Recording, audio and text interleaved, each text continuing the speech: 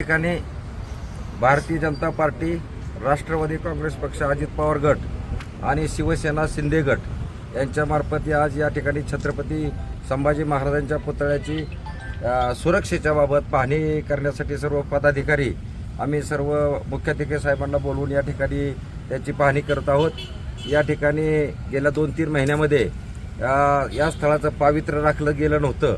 अशा पद्धतीनं काही गुटखा खाणे, दारू पिणे आणि अश्लील चाळे या ठिकाणी अशा पद्धतीच्या काही घटना घडलेल्या 2-3 महिन्यामध्ये निदर्शनास आलेल्या आहेत।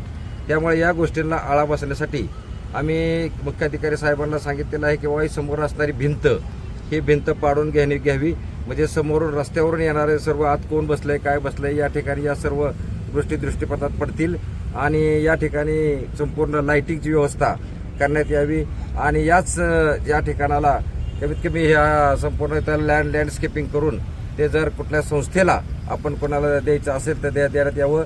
कुठलीही संस्था ते घेण्यास तयार आहे।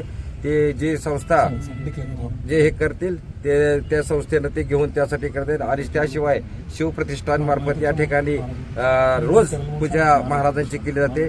त्यासाठी पाणी आणि पंपाची व्यवस्था नगरपालिकेने करून द्यावी अशी मी जणांना विनंती केलेली आहे।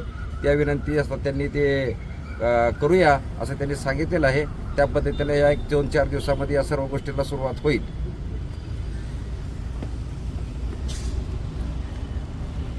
मागील काही दिवसांपासून छत्रपती संभाजी महाराजांच्या पुतळ्याचं अनावरण झाल्यापासून काही समाजकंटक म्हणा किंवा मद्यपी असतील तर त्यांच्या माध्यमातून पुतळा परिसराचं पावित्र्य भंग होण्याची शक्यता दिसून येत होती। नगरपालिकेच्या माध्यमातून वेळोवेळी स्वच्छता करून घेणे, शेजारची जी खाऊ गल्ली आहे तर त्यांच्यासाठीच्या घंटागाडी चालू करून त्यांचा जो कचरा आहे तो स्मारकाच्या परिसरामध्ये पडणार नाही याची आम्ही दक्षता घेत होतो। पण काही अजून सुरक्षाविषयक ज्या बाबी आहेत, म्हणजे कंपाऊंड वॉल असेल किंवा समोरची जी जुनी झालेली कंपाऊंड आहे तर ती काढण्यासंदर्भात सर्व पदाधिकाऱ्यांनी, शिवप्रेमींनी, शंभूप्रेमींनी आम्हाला या ठिकाणी बोलवलं होतं। त्यांनी काही सूचना दिलेल्या आहेत। येत्या 7 ते 8 दिवसामध्ये इथल्या जे विद्युत व्यवस्थेचं काम आहे ते आम्ही पूर्ण करून घेत आहोत। 8 दिवसामध्ये ते काम पूर्ण होईल।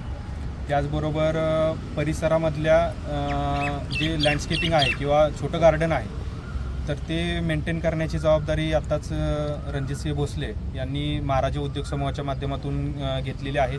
तसं आम्ही नगरपालिकेच्या माध्यमातून आम्ही त्यांना तो परिसर जो आहे तो डेव्हलप करण्यासाठी सुद्धा आम्ही देतो आहे आणि पुढे ते मेंटेनन्ससुद्धा करत आहे।